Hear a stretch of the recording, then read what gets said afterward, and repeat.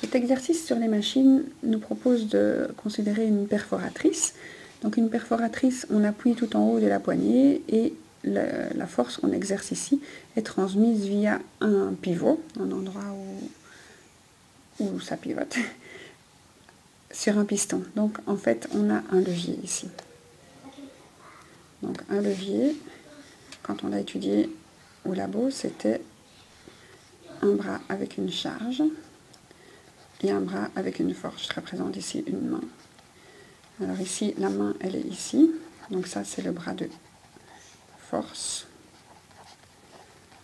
Voilà. Et celui-ci, là où ça appuie, c'est pas une charge à soulever. Ici, c'est quelque chose à appuyer, mais c'est du même principe. Et donc là, c'est le pivot. Donc si les deux bras sont du même côté. Donc ici, c'est le bras de charge. Alors pour les leviers, on peut calculer un gain mécanique comme pour toutes les machines. Et il faut prendre la longueur du bras de force divisé par la longueur du bras de charge. Alors pour savoir lequel va au-dessus, il faut juste réfléchir qu'on essaie toujours de se mettre le plus loin possible quand on soulève une brouette. Donc là où on exerce la force, on veut que ce soit le plus loin possible. Par contre, les sacs de ciment, il faut les mettre le plus près de la roue, donc avoir une distance par rapport au pivot qui est la roue de la brouette, la plus courte possible. Donc plus ça est court, plus le gain mécanique est grand. Plus on est loin, quand on exerce sa force, plus le gain mécanique est grand. Ok, donc ici pour notre perforatrice, la longueur du bras de force. Donc si on veut donner les données joliment comme je le demande, on doit écrire longueur du bras de force égale 34 cm égale 0,34 m. La longueur du bras de charge égale 10 cm égale 0,1 m. Et donc quand vous calculez en ayant bien indiqué les données, vous calculez 0,34 divisé par 0,1 et vous avez un gain mécanique de 3,4. Alors ça va nous permettre de répondre à la question. Donc la question, c'est quelle force s'applique sur le haut du piston, ici, et quelle distance va descendre ce piston. Donc le gain mécanique va permettre de diminuer la force à exercer. Donc on a étudié les formules de différentes façons.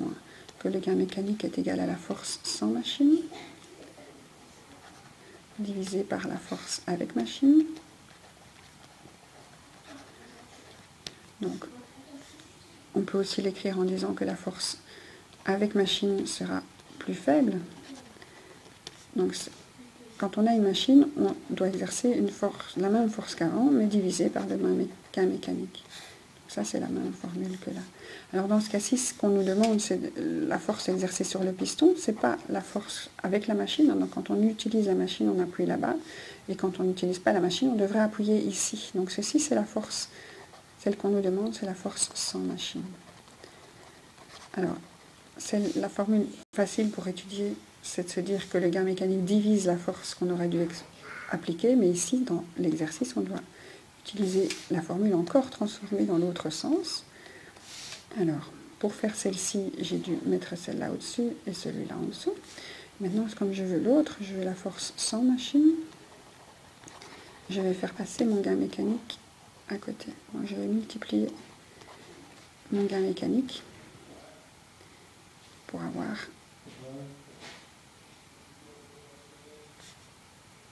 je vais multiplier mon gain mécanique par ma force avec machine. Je suis fatiguée aujourd'hui. Ok, donc force en machine, c'est ce que je cherche sur le piston. Et je dois transformer la formule pour avoir force en machine égale force avec machine fois GM. Donc si on change la formule du dessus, dans ce cas-ci, si on veut la force sans machine égale au gain mécanique fois la force avec machine. Voilà, donc on part de celle qui est dans le formulaire ou de celle qui est peut-être plus facile à étudier de manière plus logique, je dirais. On arrive à la même formule, c'est normal, c'est la même formule transformée dans tous les sens.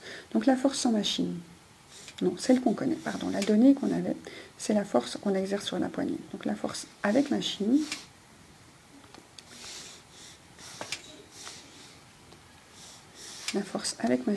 c'est celle-ci, avec la poignée.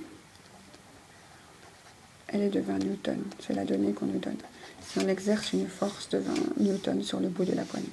Donc on connaît la force avec machine, 20 newtons, on connaît le gain mécanique, 3,4. Et donc 3,4 fois 20, ça fait 68, et c'est une force, ce sont des newtons. On a répondu à la première question. Quelle force s'applique sur le haut du piston? Après, donc si on veut maintenant calculer la distance, le gain mécanique va nous permettre de varier la distance. Donc quand on a une machine, on a plus facile, la force à exercer est plus faible, mais la distance est plus grande. Donc quand on regarde la force avec machine, elle sera plus grande que la force, le déplacement de la force sans machine. Donc les déplacements, eux, sont multipliés. Donc dès que j'ai une machine, le déplacement de la force avec ma machine est plus grand. C'est fois. C'est le déplacement que j'aurais fait si j'avais appuyé moi-même sur le piston, sans machine. Et cette fois-ci, je dois multiplier par le gain mécanique. Voilà, donc c'est, par rapport à celle-ci, c'est dans l'autre sens. Alors pour nous, ce qu'on doit chercher de nouveau, ça c'est la formule logique à étudier. Donc si j'ai ma machine, je dois me déplacer plus longtemps. Si j'ai ma machine, je dois exercer une force plus faible. Elle est divisée par le gain mécanique. Donc ce que je cherche moi, c'est de combien va se descendre le piston. Donc ça, si j'avais appuyé moi-même, donc ce serait un déplacement d'une force sans machine.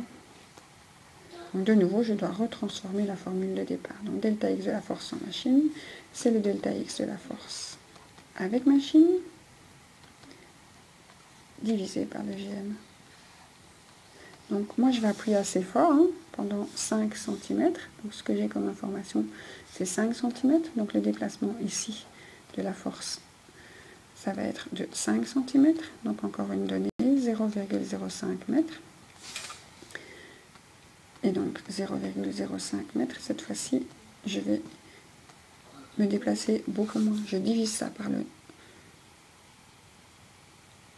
gain mécanique. Et donc je vais me déplacer qu'en fait de 0,015 m, 1,5 cm. Ça va? J'exerce ma force pendant 5 cm et je me déplace que d'1,5 cm. Mais j'exerce une force plus forte sur le piston, malgré que je n'ai exercé que 20 newtons là, j'en applique 68 newtons là. Donc c'est une machine efficace, elle a un bon gain mécanique de plus de 3 fois. Voilà, alors si maintenant on veut regarder le travail qu'on effectue, donc le travail avec la machine, c'est la force fois le déplacement. Donc avec la machine, c'était 20 newtons, et c'était pendant 0,5 mètres. Donc 20 fois 0,05, j'ai pas préparé. C'est un travail de 1 joule. Et donc si on est sans la machine, la force qu'on exerce est de 68 newtons. 68 newtons, et on l'exerce pendant 0,015 mètres. Et donc normalement 68 fois 0,015, ça nous donne aussi 1,02 joules. C'est parce qu'il y a des arrondis, donc on n'a pas mis toutes les virgules, et donc on est vraiment en quelque chose de conservé. Le travail est le même. Voilà, une machine permet de diminuer la force à exercer. Donc avec la machine, la force est divisée par le gain mécanique, mais cette machine demande de faire ce travail plus longtemps, donc on multiplie par le gain mécanique la distance sur laquelle on doit exercer la force, et comme le travail, c'est la multiplication des deux, donc quelque chose de plus grand par quelque chose de plus petit, on arrive au même résultat.